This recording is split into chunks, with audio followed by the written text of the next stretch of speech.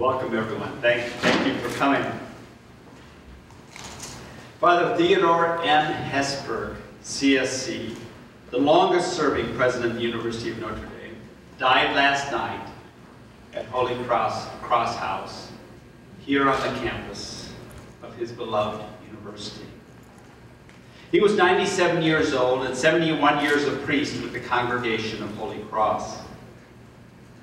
I extend my heartfelt condolences to the Hesburgh family, to my brothers in the Congregation of Holy Cross, to the University of Notre Dame family, and to all those whose lives were touched and enriched by Father Hesburgh's remarkable life and ministry. Father Hesburgh was the 15th president of the University of Notre Dame from 1952 until his retirement in 1987. Next to the university's founder, Father Edward Soren, no one had a greater impact on this university. He was one of the nation's most influential figures in higher education, the Catholic Church, and national and international affairs. Serving 4 popes and 9 presidents, Father Hesburgh was a moral force in virtually all major social issues of his day, including civil rights, peaceful uses of atomic energy, campus unrest, third world development, and immigration reform. Whatever else we may say about Father Ted, he was a priest and a man of faith who had a confident hope in God's love and the promise of eternal life. We believe he is now with the God he served so faithfully, and in the arms of Notre Dame, Our Lady, to whom he was so devoted. Notre Dame lost a piece of its heart last night. But Father Ted lives on at Notre Dame and among the millions of lives he touched around the world. I'm happy to take questions.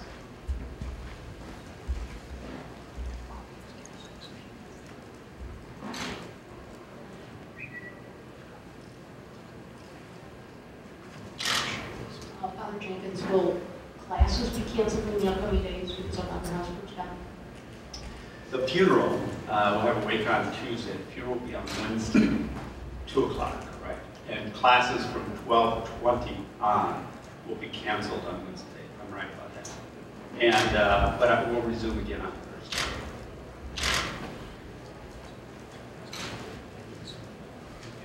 Father, just talk about Father Hesburgh's health recently.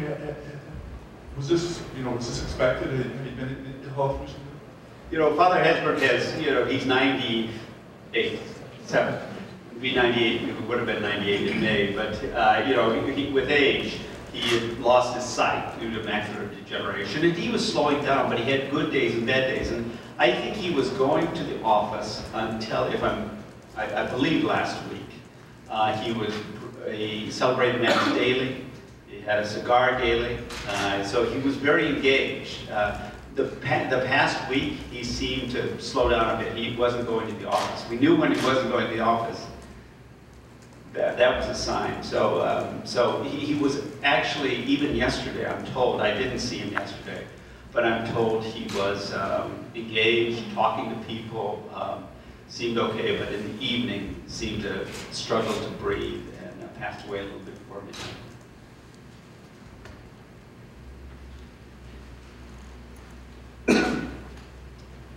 Are you able to talk about your most recent conversation with Father Ted and what you talked about and how it went? Well, I saw him last Sunday. While I was having a cigar, I went over and we had a nice conversation. And he was seen in good spirits. He's always been so encouraging and about my work as president. And he was that. He had become a great friend of my mother, and he asked about my mother. We talked about my mom a lot, and so it was just a usual conversation. And he was as jovial and excited about life as ever in that conversation.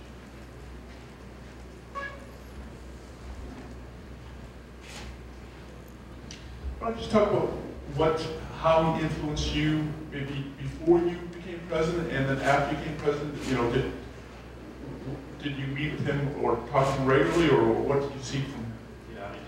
You know, I was a student in the 1970s when Father Hesburgh was president, and those were the days when he was very much involved in the national scene.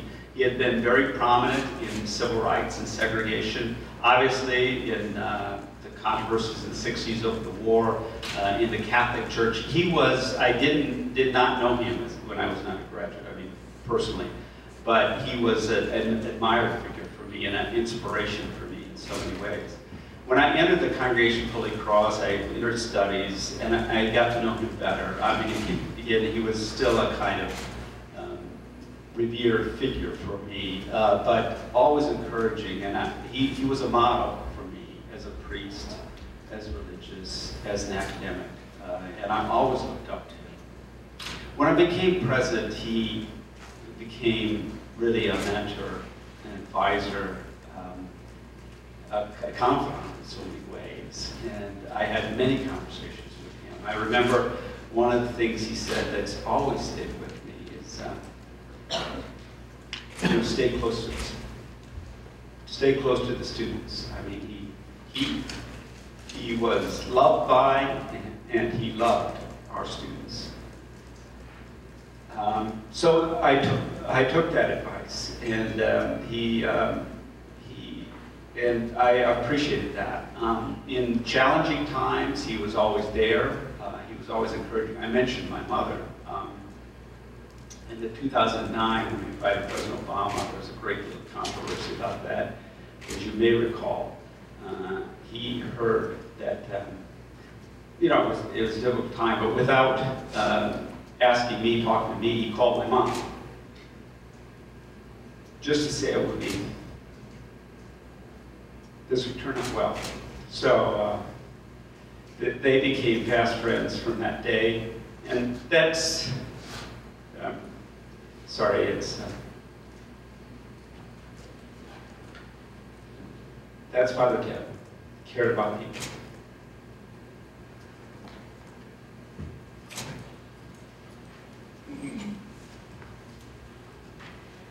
Father Ted, obviously known around the world. For him, pending arrangements, how far do you expect people to come from? What are you expecting in terms of the turnout for that and the types of people that we will see on campus? Well, we expect a big turnout. We expect many people to come, and many people of notable people to come. He had the opportunity to outlive most of his contemporaries. So if he had died at an earlier age, I'm sure we'd have even more people and more distinguished people. But even so, he was a genuine friend. And Father Ted was the only person I know who come to breakfast in the morning and say, the president called me last night. I mean, he was friends with presidents, and they would call him for advice. And so my guess is, I'm told President Carter has a letter of the Observer. My guess is that a number of people will come to celebrate this great life. Father Jenkins, just told, on that line, what have you heard, who have you heard from, or have you heard many people, you know, I'm sure a lot of alumni are calling condolences, but anyone else that you've heard from today, just to pass along there? I haven't gotten the full rundown, but as I said, I think President Carter has a letter in the Observer, and I'm sure we'll hear more in coming days.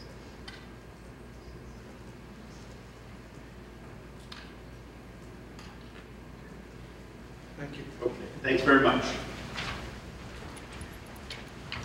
Let me fill you in a couple housekeeping notes before you leave. Father John mentioned the funeral. It will be on Wednesday, 2 o'clock.